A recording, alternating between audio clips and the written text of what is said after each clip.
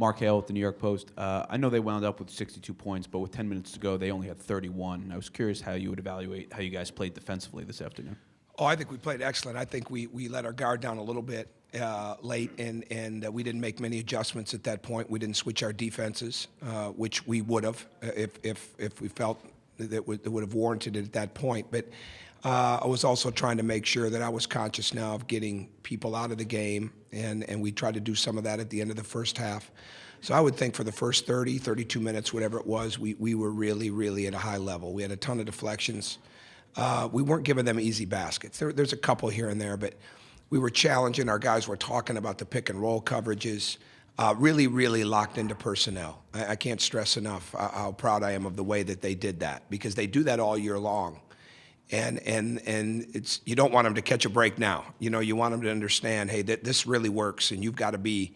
It's not just about getting ready for play X and play Y. It's about really getting ready for individuals and what they do inside of that, and how cohesive they are. So our players were really, really good with that, and they never took their foot off the pedal there those first 30 minutes with our game plan defensively. Bob Kravitz, Indianapolis Star. Was there anything you saw or heard in the last couple of days that suggested to you that your team was not overlooking this group, that you were ready to play at a high level? Oh, I never worried about it. I do. My only concern that if we didn't play well, we were going to be underworked and we weren't going to be overworked, because we really did try to flip the switch at the end after the Wisconsin game. There's no question that the gauntlet and the grind of the season had caught up with us some, and it was so important to make sure that we got. This was really where the fresh mind approach, I think, I saw it come alive. I knew we'd get their legs right, but they were really able to get away and make that changeover, that transition from, you know, the high-level games and the high-level preps night after night that never end, take a couple days to make themselves better before they jump right back into that preparation. With that being said, there was never a drop-off when we went to the preparation. Our first walk-through Wednesday night, after the game was over, in the ballroom at the hotel, there was no question they were ready to go, and talking it and communicating it and seeing these things on film and bringing them to life in our walkthrough. So I never worried about that with them. I mean, you always worry because that's human nature, but there was nothing I ever saw from them that concerned me whatsoever.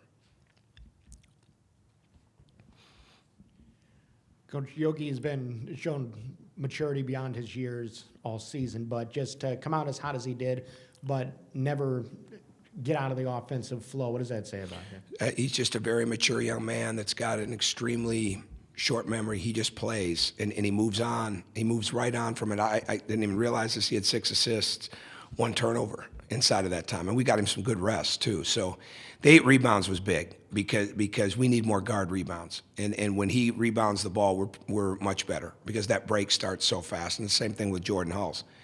And so that's a very, very positive thing, but he had great confidence shooting the ball. He's worked so hard to continue to get extra reps in his shooting. And if there's one thing, we've shot a lot all week long, but there really weren't a lot of opportunities for these guys to go. You know, we weren't in kill call, so they couldn't go back and get those extra reps. But I felt really good about the way we shot the ball in here yesterday in our 40-minute workout, and he was one of the key guys with that. So I know that had to help his confidence level. Shankar Duraswamy with Rush the Court. Coach, have you seen Temple play at all, or have any impressions about them? Oh, absolutely. And I mean, we're fully ready to start going over them here in a short period of time with our guys, because Steve McClain has been on the scout since Sunday night. So Fran Dunphy is a phenomenal coach, and it starts with him. I mean, he has been a great basketball coach for a long period of time. And they play in a highly respected league, a tough league, a league that it's got a little bit of everything. I mean, they're gonna deal with pressure, they're gonna deal with zones, they're gonna deal with tempo, all those types of things. But what they do is he really utilizes, in my mind, I don't know any of his players, but he takes these tough, athletic guys, gets them to really move the basketball. They know what they want early in the clock. They know what they want late in the clock. Wyatt is a tremendous player, but he's far from being a one-man team. I mean, he does so many different things, and they do so many different things to get shots. So they're going to be an extremely difficult matchup. And I didn't see any. Well, I saw maybe 2 minutes of this game. We'll watch that now, but for them to come in here and win. The thing that got my attention is when I saw one of the articles where they basically missed, I could be wrong on this, but they basically missed the selection show because they were still in a meeting going over what had happened in their last game. That's a serious team. That's a team not to be taken lightly. Tom Withers, AP. Tom, you alluded to this a couple minutes ago.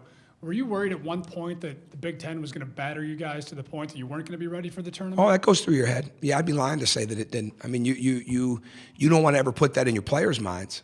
But again, I wasn't worried about the fact we'd really backed off our practices much earlier than we ever had to prepare for a long season. But there's no way around it. I mean, you're in that league, and it's possession by possession, and it's so physical and taxing.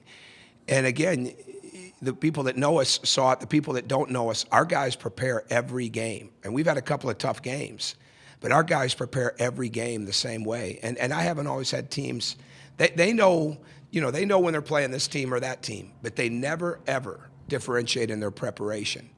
And that goes a lot into it, too, with how they got. I mean, you win in the Big Ten, you win the league like that, and that takes a lot out of you. So I'm really glad we had a little transition time and that we utilized it the right way to help them get their minds around this and get their bodies back. Last question right here.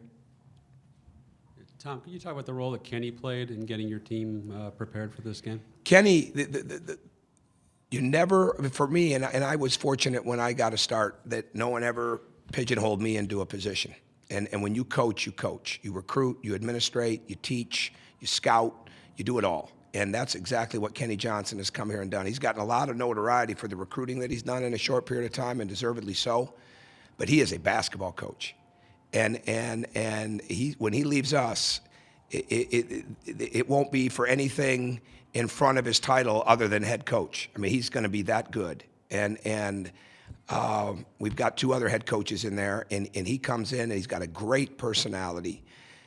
He was very, very forceful, and demonstrative in this scout, which showed his maturing as a coach. He knew this team because of being in the league, and he did a phenomenal job of getting it across. And he had the details down, but we all made sure that our players understood, okay, this is what they want, this is how they want to get it. And he did a phenomenal job with that. Tom, thank you. Good Thank luck you. on Sunday. Thank you.